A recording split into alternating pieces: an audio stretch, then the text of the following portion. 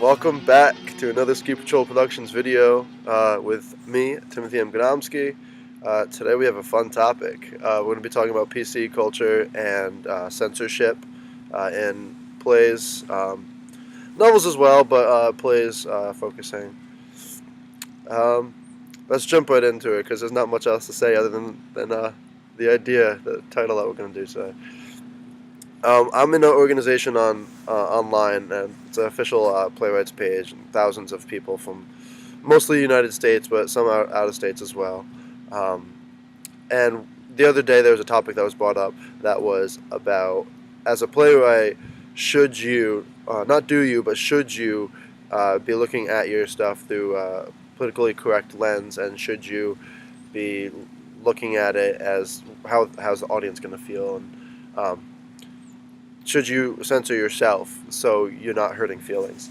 The responses were sometimes very short, saying no, just lots of no's, you shouldn't do that.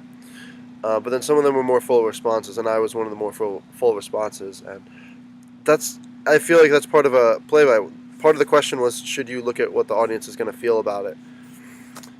That's what you do as a playwright. That's the whole time you're writing, you're checking yourself. Oh, well, how's the audience going to feel about this? But not like, oh, it's going to hurt their feelings, or if it's going to make them feel good, or, oh, I should change this because I don't want them to feel sad or angry. That's the whole point. You want them to feel things. So you should be thinking about how the audience is going to respond. I'm not saying you should write a whole piece to make the audience happy, but you should be checking yourself so you know what emotions you're trying to bring out in the audience. Because if you're not a playwright. That's what a playwright does. The same thing with a novelist. If you're not thinking about what your audience is going to feel when you're writing this, then there's no point, because you're writing for the audience. I mean, if you're writing for yourself, then yourself is the audience, and you're not just going to write for one reason. You want to write to bring out a range of emotions. So that part was kind of swept away quickly. But the main conversation was about being politically correct, and the point that I made on the organization's page was that you shouldn't write for anti-PC sake, but you shouldn't write for PC sake either. Unless you're going to do a piece looking at the culture inside political correctness, which you got to be careful about, because you need a story still. But that's what it comes down to. It comes down to having a story. Sometimes you have these characters that aren't, as the word goes, politically correct.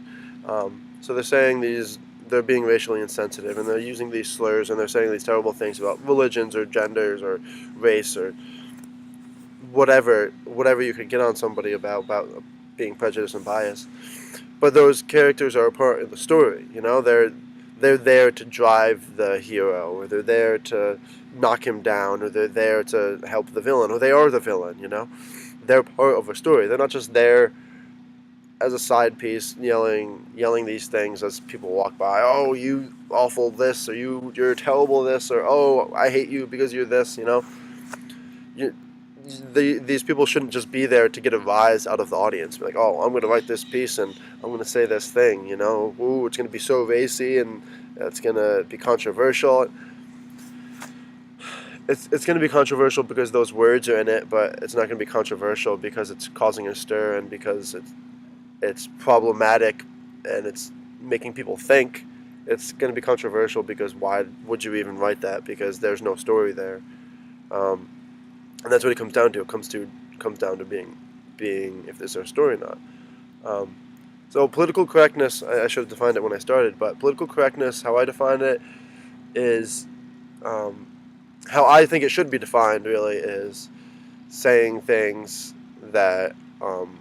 If you are being politically correct, you're saying things that you're being respectful to people. If you're being politically correct, you're being respectful to people.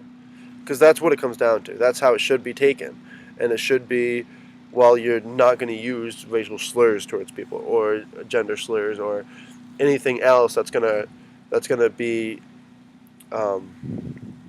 ridiculously disrespectful just to be disrespectful. There's no reason to it.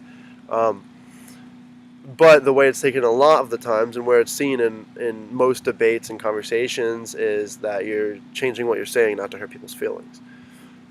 Well, we're writers, we're going to hurt people's feelings. That's what's going to happen. There's going to be mean people. There's going to be rude people. There's going to be upsetting things said in our plays and in our novels. That's what happens.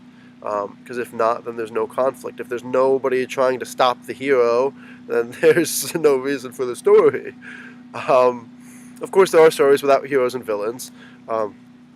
Great stories that still can make you think about the universe and whatnot. But when you're talking about political correctness, that's what's going to happen. It's terrible when people get mad at that. There's a very minor, but something I heard recently. It's coming close to Christmas time, and people are getting mad at Rudolph the Red-Nosed Reindeer, the classic. I think it's a claymation, the movie, and people are getting mad because they're saying Rudolph is bullied, and he's bullied because of a deformity that he has, and that the island of misfit toys shouldn't be because it's telling people that they're different, that they're misfits. And yes, you're right. That's exactly what it is. That's the whole point. That's why they eventually rise up and they help Rudolph, and Rudolph eventually pushes through. That's the conflict of the story, is that he's being bullied. That's the whole point. If he's not being bullied, then the whole story is Rudolph has been a reindeer for Santa the whole time. There's no movie. You can watch a 2-minute clip of Rudolph being a reindeer and Santa dropping off toys, like every other Christmas movie, If you don't want your kids to see bullying, then okay, if that's your prerogative, then you can go and show them movies where there's no bullying. But you shouldn't try to shut down Rudolph because of that, because that's the whole point of the story. I did a play in high school called Archie and Mehitabel. The short end of it is it's a cast of cats in New York City, and not like the show Cats, but a cast of cats in New York City, and Archie is a writer. He's a cockroach in New York City. And one of the scenes, it's a gritty New York drama tragedy, and one of the scenes, Mehitabel has kittens, and she has them in a trash can because she's homeless, and she has them in a trash can and it starts raining. And Archie goes to sing to her and tells her that they're drowning. Your kittens, they're drowning. And she doesn't care. She's like, I can't deal with them. There's nothing I can do for them. The city was going to eat them up eventually. And one day we were in rehearsal. And there's other things like that, other like sexual. So that was obviously tragic, but there's other like sexual situations that are in the show. It's a gritty New York drama tragedy, And one day during rehearsal, a week out from our opening night, the principal of our high school walks in, and he comes in and he's like, look, I need to talk to everybody. In the middle of rehearsal, didn't even consult our director or anything, comes in, and so we all sit down, and he's like, I have to censor the show. There's things that I have to take out. We're moving this, we're moving this. I'm going to leave the script here with your director, and she can look at it, and she'll be able to pass it on to you guys, but we're taking a handful of things because of, I don't believe that it should be on a high school stage. And we all started chattering, like, what are you talking about? Why are you doing this? Blah, blah, blah. And he's like, there's no conversation. This is it. And he walked out. So for the rest of the time, we're talking about what we're going to do about it. And next day, I went up to his office and I said, look, we're not going to do this show if... And we all talked about this. So it wasn't just I was a lone wolf and I was like, hey, I'm going to come take on the man. But I went to his office the next day and I was like, we're not going to do this show if you're going to censor it. And the main point that I had when I was talking to him, I didn't just go in there saying, hey, we're not going to do it. Because he could have said, okay, fine, then you can't do the show. The main point that I had on my side was that before we did a show in our high school, I don't know if this is true everywhere, but before we do a show in our high school, the principal has to look at the script and he has to approve it. And the same thing in elementary school with our principal. She had to look at the scripts and approve them, which, of course, most of the time they were fine because they're elementary school shows. But in high school, it's different. There are more adult shows that are available to us. as high schoolers, and so he's supposed to look at every script and approve it. And he obviously didn't look at it if he's adding these censorships a week out from production. And so I brought that point to him. I was like, "Look, we're not going to do this show." And he's like, "Oh, so you're gonna let down your cast?" And I was like, "You're letting down our cast because you approved this show." Excuse me, sorry. You approved this show a month ago, or whatever it was. I don't know, 2 months ago. 2 months ago, and we've been rehearsing this show how it is, and we've gotten used to this show, and this is how we're gonna put it on. And he's like, "You're right. I messed up. I should have looked at it, and you guys are gonna be hurt because of that. But I can't let you guys say these things on stage. It's not right, and they're more mature topics than should be dealt with in high school," which I personally disagree with. I think high school students aren't given enough credit for their maturity at times, and you tell people this show is for mature audiences, and then they can decide whether they want to see it or not. But we should present them with the art and have the audience decide whether they want to be there or not. We shouldn't present them censored art and be like, "Well, this is all we have for you." And so he was getting his way at that point, and he's like, "Look, I don't want to talk about this. I understand how you feel, but there's no conversation that's going to be had." And so I was like, "Fine, we'll see what happens." And I walked out, and he was like, "What does that mean?" And I kept walking. And I went down there, and I to a rehearsal after school that night, and I told everybody how the conversation went. And I spoke to the director earlier during the school day, when I was able to, when I had free period to talk to her. And I went down, and we all decided, well, because only Archie's and Mahitible's lines were censored. None of the other characters, none of the other secondary characters had censored lines. And so we all talked about it, and most of Archie's censored lines were in his songs. And Mahitibel had 7 censored lines. I think I had 1 censored line where it's just like one word was taken out, so it wasn't that huge of a deal. But we all went on stage a week later, and we did the show as the script wrote it, as the playwright had intended. It was the first night, and Skogovic, who's the principal, came to us after the show, and he was like, "You guys, you said those things that you weren't supposed to say," and he said it to Edgar, who was playing the role of Archie, and Edgar was like, "I'm sorry," because it was in a song, and he apologized. He's like, "I'm sorry, I didn't mean to. It's hard. I've been practicing the same song for so long, and so it just came out." So I guess Skogovic didn't even notice all the other times that we did what the playwright said. And he's like, "Okay, just don't let it happen again." And principal never came to another show that weekend, so he didn't know that we did it again every night. So I mean, it all worked out in the end. That's another point that I did bring up to the principal when I went up there, is that you can't just censor playwright stuff and go out with it without permission from either the playwright himself or herself, or from the company who owns the rights or shares the rights to the script. And he was like, "I don't care." So that's why I was getting mad. That's why I walked out at the end of the conversation, because I was getting mad with him. I'm like, "This is the law. Like this is how it is." And you can't just change an artist's work and then put it on stage. He didn't seem to care, so I remember that bothered me quite a bit. I don't think we had a good relationship after that happened. But so that's the censorship bit of it. But that's part of political correctness, is that he didn't think it was politically correct to be putting that stuff on stage. And that's where censorship and political correctness comes together. He didn't think it was politically correct for us to be talking about sex and it's not abortion, but the kittens were born already, but letting the kittens die. She made that decision, and talking about the sexual situation stuff, and he didn't think it was correct for us to be talking about that at our age and putting it on for high school production. And that's something that we had to deal with. And so when it comes down to political correctness and censorship, I don't think there's any need for censorship. I understand there are high school productions. Maybe that's a whole different topic. Maybe I can do that in a video next week about shows turning adult shows into high school shows, because I saw Rent. I saw Rent years ago at a local high school, and it was still good. I love Rent. The thing I love most about Rent is like the atmosphere and the songs. So I mean, I still got that, and I still got most of the song lyrics. But there's stuff that gets taken out when you put it into a high school show. And if the playwrights are fine with it, which a lot of these organizations, these publishers and stuff, they have high school versions of the shows, and that's how it goes, you know. And they decided to do that. But there's some shows that it's just like they're totally different. Rent's not one of them. Rent's still the main idea is getting kicked out because you can't afford it, and about the love between each other. But it doesn't all. You do miss the sexual bits, but it's not. You still have the affection. You can still tell all people like each other and whatnot.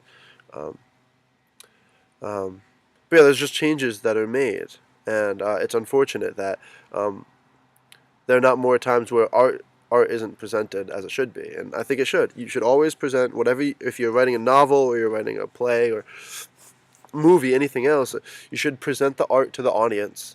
You know, tell them it's for mature audiences, and let them have their day to decide whether they want to see it or not. You shouldn't hand them censored art.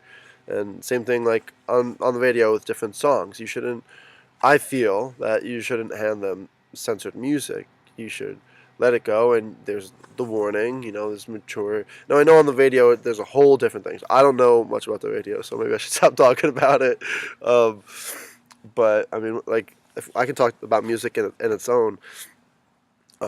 When you're selling songs, they sell them and they have the parental the label on it, the parental warning on it.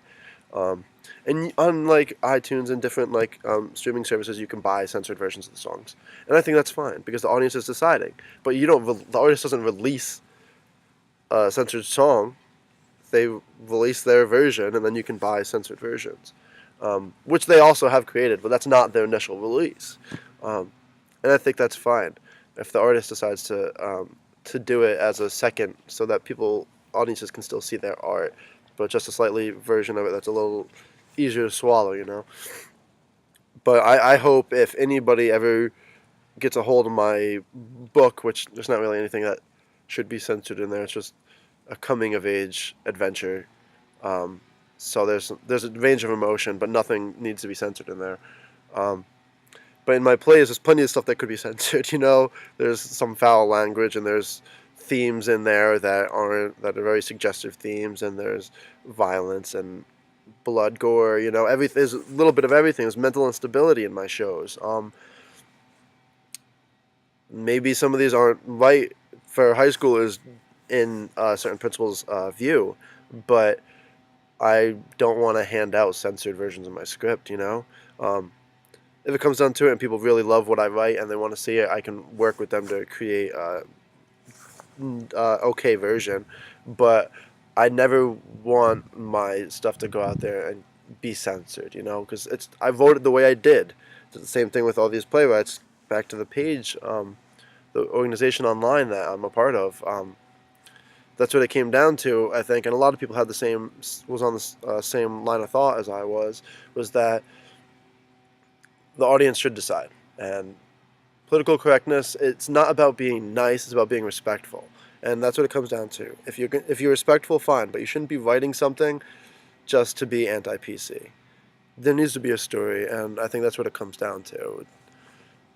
That's really the end of it. There's no ifs, ands, or buts about it. Being politically correct is just being respectful. It's not being nice. You don't have to be nice. You can be mean and be politically correct. I can say really awful things and it still be politically correct. I can still be respectful and tell people the things that they're doing. I can be mean to them and still be respectful, you know? I can still, when they're watching a show or reading a book, I can still make them feel angry and feel sad and get upset, and be politically correct, because being politically correct is just being respectful, in my eyes. It's how it should be defined. But sometimes those characters are necessary, you know, and sometimes there's a terrible character in a script, and that's the whole point. So, I think that's it. I don't think I could possibly say anything more about political correctness and censorship. Maybe next week we can talk about high school shows, and I haven't even thought about it, but I wonder if there's like elementary shows about, like, if there's adult shows that were made censored for elementary. kind of scares me, the thought of that. I wonder if there is. I'll have to look into it for you guys. For those of you who watched my last week video, nobody guessed it right. Which Shakespearean tragedy I was looking at to do my adaptation on that I'm working on right now. It's been a lot of hard work. I'm like maybe a third, a fourth, a fifth of the way done. Done a lot so far, so I might be a fourth of the way done. It was Hamlet. It is Hamlet. I'm looking at Hamlet, the bloody, gory, everybody dies show of Shakespeare, and I'm looking at it. I'm looking to give Ophelia her day in court, man. I want to give her her payback and let Ophelia have her day and get what she deserves. And same with some of the other characters. I'm reworking it a bit, so everybody. I want to play with more justice, and still just as much drama. It's just as much of the stuff you love, but it's a modern interpretation. Not modern. It's not taking place today, but a recent decade. I think it's going to be good. It's a lot of work, and I don't want to give too much away yet. It's going to be good. Next week, maybe we'll talk about it a little bit more. Maybe we'll talk about shows censored for high school, maybe elementary school if that exists. But I think that's it for today. So I hope you guys all enjoy the rest of your day and the rest of your week, and see you next time. Peace.